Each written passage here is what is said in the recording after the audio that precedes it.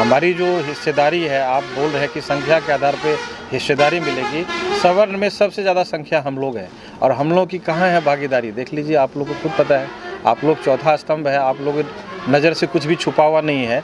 जो हमारी संख्या है उस संख्या के आधार पे हमको हिस्सेदारी मिलनी चाहिए, ये भी हमारा एक मांग है।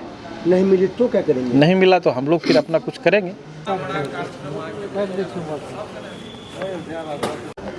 ग्रामीण स्तर से पिछले साल 2 फरवरी को हम लोगों ने इसी जगह पर सुपौल जिला का ब्राह्मण महासभा सम्मेलन किया था।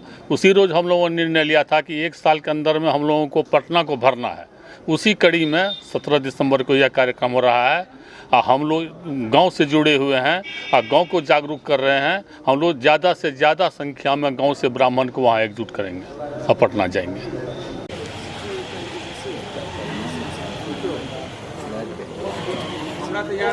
सम्मेलन का उद्देश्य क्या दिखाना चाहते हैं? सम्मेलन का उद्देश्य दिखाना तो चाहते हैं कि हम सब एकजुट हैं, हमारी एकजुटता प्रदर्शित होगी, लेकिन ब्राह्मण कल्याण बोर्ड का निर्माण हो।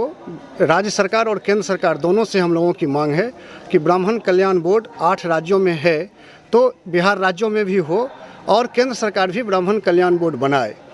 दूसरा, जो आरक्षण का आधार होना चाहिए वो आर्थिक होना चाहिए। सभी जात धर्म में गरीब हैं तो निश्चित रूप से गरीब को आरक्षण का लाभ मिले जो 75 साल में नहीं मिला है। तीसरा, कि सभी ब्राह्मण मेधावी छात्र छात्राओं के लिए सभी जिला में छात्रावास का निर्माण हो और ब्राह्मण का जो मूल शिक्षा था उसके लिए वेद विद्यालय और वेद विश्वविद्यालय का स्थापना हो। हमारी राजनीतिक भागीदारी भी सुनिश्चित हो। हम सवर्णों में तो सबसे ज़्यादा हैं ही और ब्राह्मण हर चुनाव को प्रभावित करने की शक्ति रखता है। तो हम लोगों को कम से कम लोकसभा सीट में 7 और विधानसभा सीट में 56, जहां 56 सीट में 40,000 से ज़्यादा हम वोटर हैं, वहां हमको ब्राह्मण उम्मीदवार ही चाहिए। ये हम सभी राजनीतिक दलों से मांग करते हैं।